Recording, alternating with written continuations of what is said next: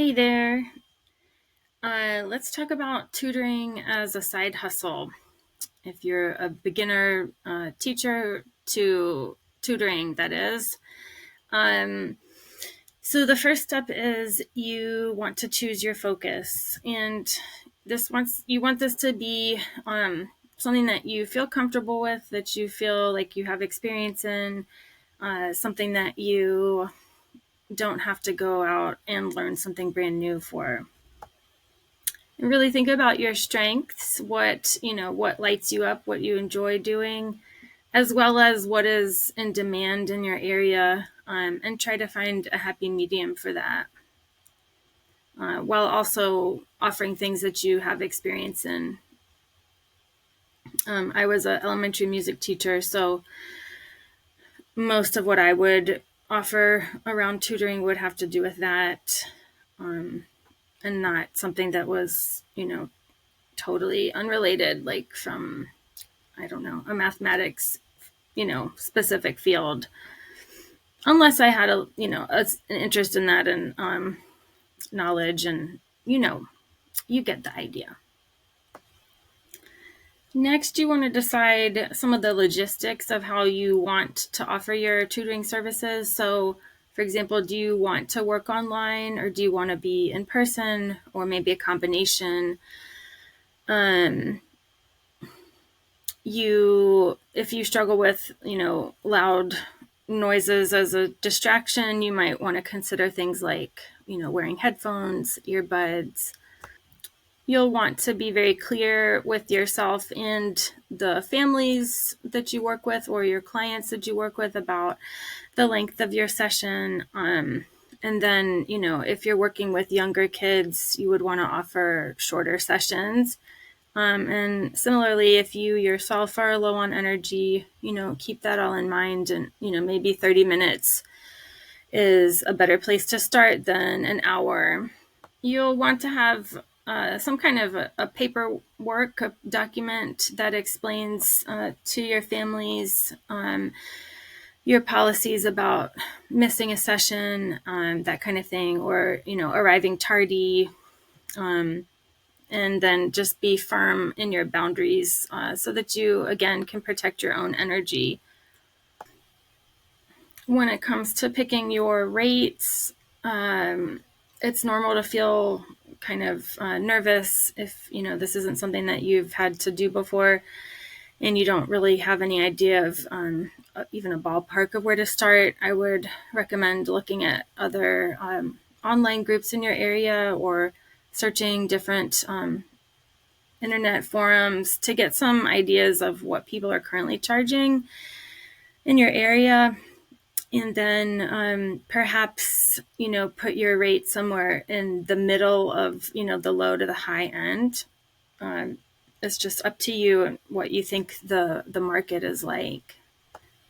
You definitely want to be clear with your families, and your clients, about, if you have a flat rate for the hour, that's always going to be simpler and easier to maintain than some sort of variable price. But that said, if you wanted to make it a little easier on yourself and them, you can offer a slight discount if they purchase, 4 weeks at a time, for example, so one session a week, 4 weeks. And that way, that also protects you from any issues that might happen with when it comes to getting paid. It's one of the benefits, and also something that can be difficult to manage, is the schedule. So, obviously it's more flexible if you're tutoring than, a traditional classroom job. But on the other hand, if most of your families, most of the students you work with are wanting help like after school, that's going to impact other meetings you might have after school, or, other activities that you or your family, your own personal family, might be involved in. So there's a lot to consider. And then if you wanted to kind of get around that and work on the weekend, then, that's also potentially, a sacrifice that you and your personal family might be making. But once you pick whatever you feel like is best for you and your energy levels, like what time of day you tend to work best, given the perfect circumstances and perfect options, that can be helpful for you to know.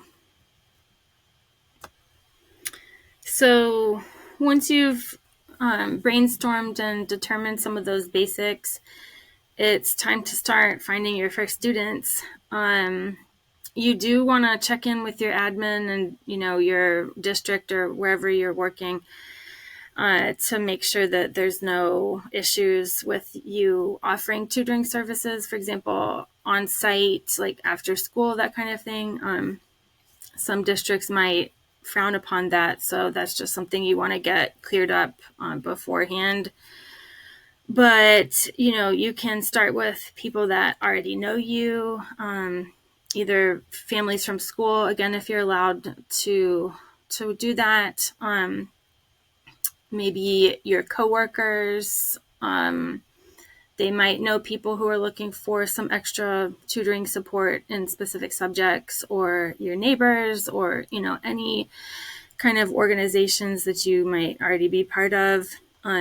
You can look online in like your local community Facebook groups that can give you some ideas and can be a place where you can introduce yourself. And also with that, like, that doesn't necessarily mean that you're going in and like just advertising your services and then bailing out.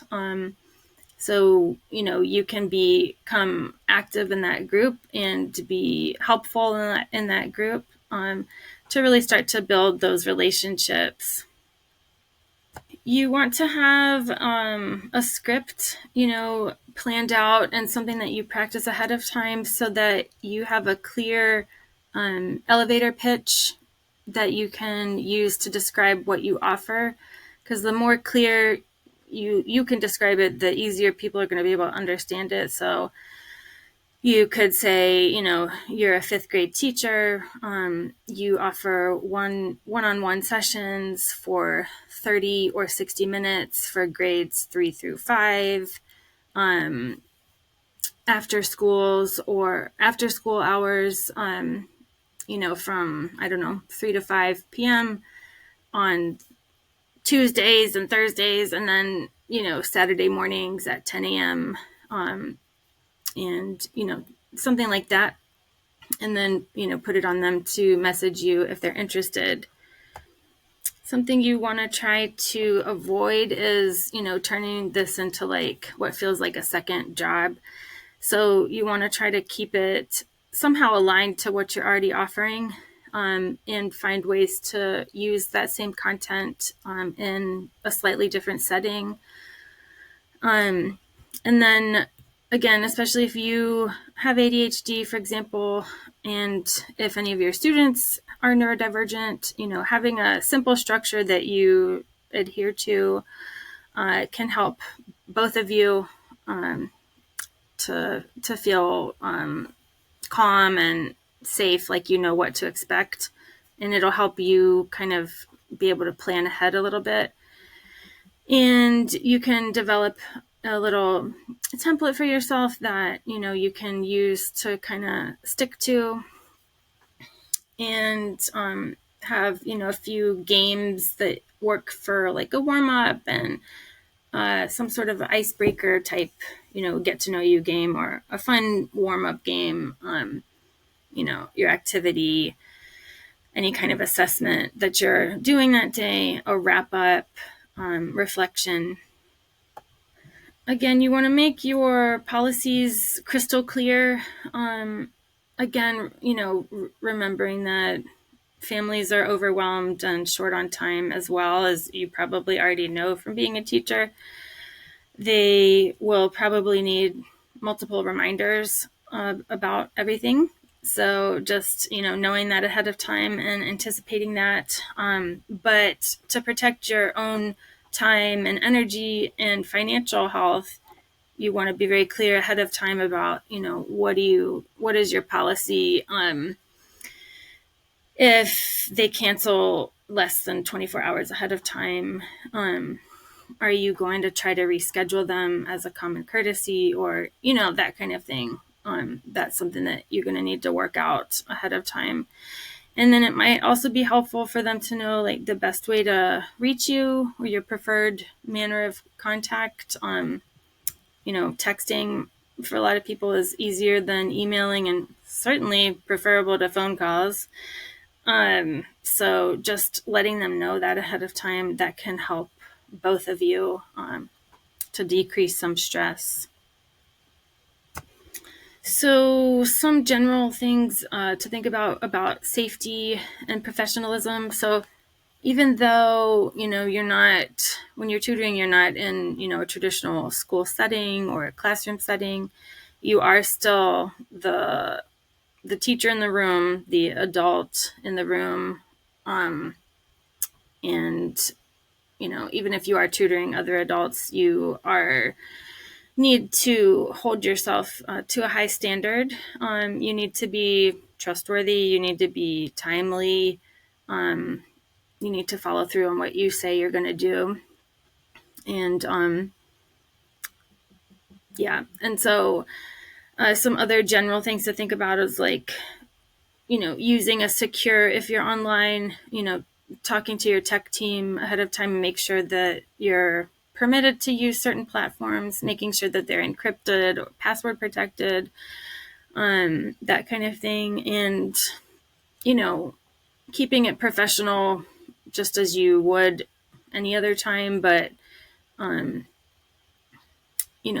nobody needs to know about your like Facebook stories and things like that. So just use your own best judgment. And then it's always a good idea to be meeting in a public place. If you're meeting in person, it's just safer for everybody. But again, that's something that you and your families or your clients need to figure out.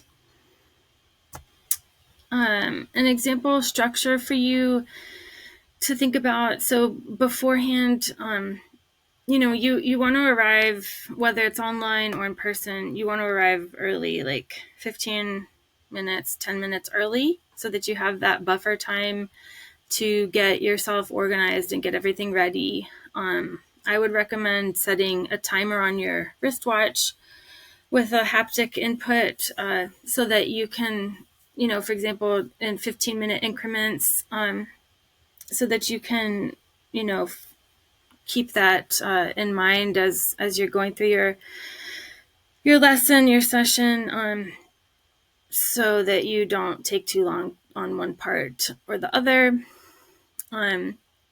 So those are some things that, you want to have, like a water bottle handy, or, things like that for yourself. You want to know where, if you're meeting in person, like where are you going to sit? Where are they going to sit? What do they need to be comfortable? And then at the beginning, have some kind of a greeting, like a short check-in, like how did you feel about last week's lesson? Were you able to work on any of the exercises over the week? If so, like what was something that you felt you did well with, or what's something that you would like some support around today, that kind of thing.